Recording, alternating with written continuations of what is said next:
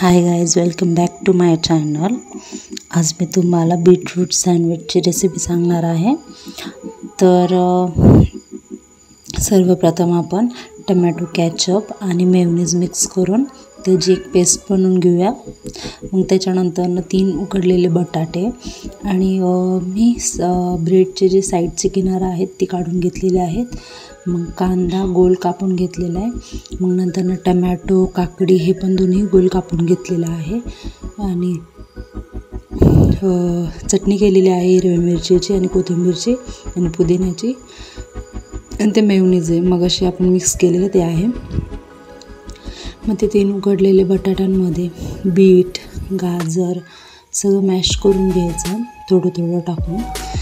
लहान मुलं आहेत ना असं शक्यतो जास्त खात नाही बीट वगैरे, मग मी त्याला असं मिक्स करून देते माऊलीला, म्हणजे ना तो आहे ना आवडीने खातो आणि आमच्या घरात मग सगळे जसं आवडीने खातात। नाहीतर आमच्या घरामध्ये असे बीट आणि गाजर आणून पडले की ना शक्यतो जास्त कोणी खात नाही आवडीने त्याला, मग त्याच्यामुळे मग असं नवीन नवीन काहीतरी ट्राय करत राहते। मग ते सगळं एकदम व्यवस्थितपणे ना छानपैकी सगळं एकत्र मॅश केल्यानंतर ना त्याच्यामध्ये शूट करायचं राहून गेलं माझ्याकडनं, पण त्याच्यामध्ये मी थोडंसं ब्लॅक पेपर टाकला, थोडंसं मीठ टाकलं म्हणजे मिरे पावडर आणि थोडंसं मीठ टाकलं चवीनुसार आणि ते छानपैकी मिक्स करून घेतलं व्यवस्थित। आणि मग नंतर ना ते गाजर किसल्याच जाते, हे बीट किसल्याच जात नव्हतं, म्हणजे मॅश होत नव्हतं व्यवस्थितपणे। तर मग त्यामुळे म्हटलं खिसणीने थोडंसं मॅश करावं व्यवस्थित, म्हणजे ते एकजीव होईल ना, शिजलं आहे ते व्यवस्थित पण ते मॅश होत नव्हतं, म्हणजे असं त्याच्याने पटकन दबलं जात नव्हतं। तर त्याच्यामुळे मग मी ते खिसणीने एकत्र करत होते। बघू शकता तुम्ही।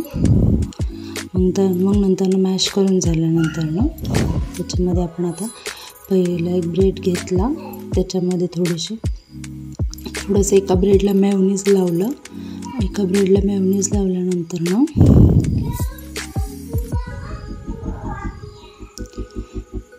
ते व्यवस्थित स्प्रेड करून घेतलं इकडनं तिकडनं सगळीकडनं। तुमच्या आवडीनुसार तुम्ही टमॅटो केचप जास्त टाकू शकता, मी मेयोनीज जास्त टाकलं आहे। चीजचे स्लाईस पण टाकू शकता, मी चीज नुसतं फक्त असं किसलेलं आहे त्याच्यावरती, मी चीजचे स्लाईस नाही टाकले, चीजचे स्लाईस टाकल्यावरती पण खूप छान लागतं ते। मग दोन्ही साईडला मेयोनीज लावल्यानंतर ना एका ह्याच्यामध्ये ते बीटरूटचं आपण जे केलेलं होतं बटाट्याने ते टाकलं आहे आणि ते टाकल्यानंतर ना ते व्यवस्थितपणे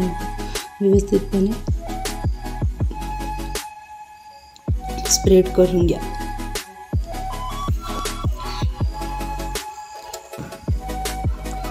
नंतर त्याच्यामध्ये चिरलेले 2 टमॅटो, 2 स्लाईस काकडीच्या, म्हणजे तुम्हाला जसं लागेल तसं तुम्ही वेजीस टाकू शकता त्याच्यामध्ये। काही जण पत्ताकोबी पण टाकतात, पण मी नाही टाकलं। मग नंतर 2 कांद्याचे स्लाईस, मग नंतर त्याच्यावरतून थोडंसं मेयोनीज टाकलं।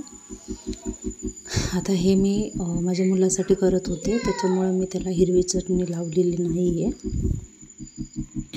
कारण की ना मग तो जास्त तिखट खात नाही ना, तर त्याच्यामुळे मग ते नाही लावलं।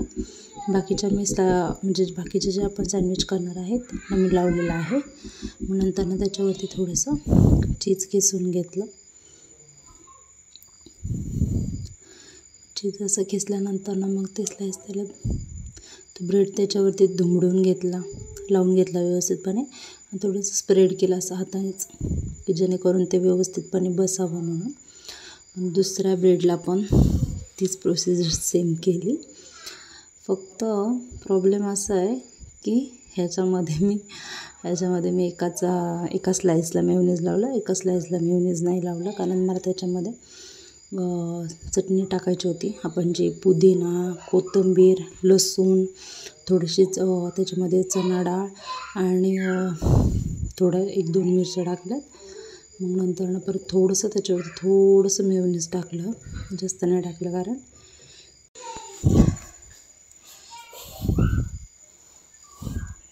ते पण स्प्रेड करून घेतलं व्यवस्थितपणे। मग नंतर ना त्याच्यावरती जे आपण बटाटा बीटरूट त्याचे जे हे केलेले आहे ते टाकलं, त्याच्यामध्ये मॅश करून ठेवलेलं होतं ते टाकलं त्याच्यामध्ये, आणि ते स्प्रेड केलं हाताने थोडंसं साईडने सगळीकडनं पसरवून घेतलं त्याला व्यवस्थितपणे. बघू शकता बोटानेच पसरवत होते, कारण की चमच्याने कसं होतं, आपण चमच्याने पसरवायला गेलं की तेच चमच्याला रिटर्न लागतं, त्याच्यामुळं बोटानेच व्यवस्थितपणे पसरवून घेतलं. मग नंतर ना तीच प्रोसिजर सेम, 2 स्लाईस काकड्या, 2 स्लाईस टमॅटो, 1 ऑनियनचं ठेवलं. जास्त पण असं मग थोडं कचकच लागतं ना जास्त कांदा ठेवल्यावरती, तर मग मी एकच टाकते. तुमच्या आवडीनुसार तुम्हाला जसे वेजेस लागतील, जसं तुम्हाला भाज्या अजून त्याच्यामध्ये काही ॲड करायच्या असतील तुम्ही करू शकता. टेस्टला छानच लागतं ते, तुम्ही जेवढं भाज्या अजून ॲड करता तेवढं. मग नंतर ते परत दुसरं पण असंच हातानेच प्रेस करून घेतलं. तुम्ही बघू शकता कसा कलर आला आहे त्या सँडविचला. अशा प्रकारे मस्त माझं झालेलं आहे. मग पॅन गरम करायला ठेवले.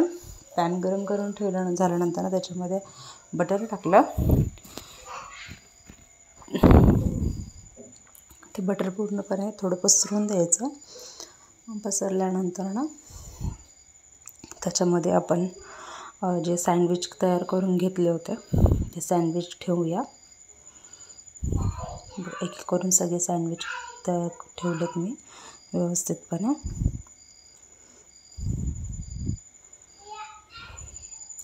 ते हाताने थोडेसे प्रेस केले.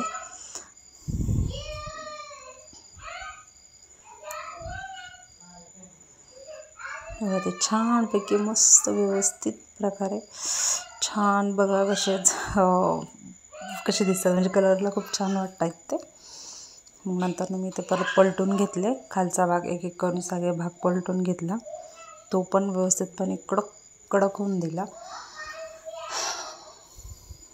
पॅनवरती पण खूप छान प्रकारे शेकला जातो म्हणजे सँडविच. आपण ब्रेड खायला क्रिस्पी लागतो एकदम. टोस्टरच असावा ब्रेडचा, म्हणजे असं काही गरज नाही आहे. तुम्ही पॅनवरती पण खूप छान प्रकारे किंवा आपल्या रेग्युलर घरातल्या तव्यावरती पण तुम्ही खूप छान प्रकारे मस्त सँडविच तयार होऊ शकतात. आणि मग नंतर मी सगळे एका प्लेटीमध्ये सगळे सँडविच असे ठेवले. सँडविच ठेवल्यानंतर त्याच्यामध्ये चीज होता, ते चीज मस्त खिसलं त्याच्यावरती. अशा प्रकारे सँडविच झालेले आहेत. कसा वाटला व्हिडिओ आवडल्यास लाईक करा, शेअर करा, कमेंट करून नक्कीच सांगा. सबस्क्राईब करायला विसरू नका. Bye bye.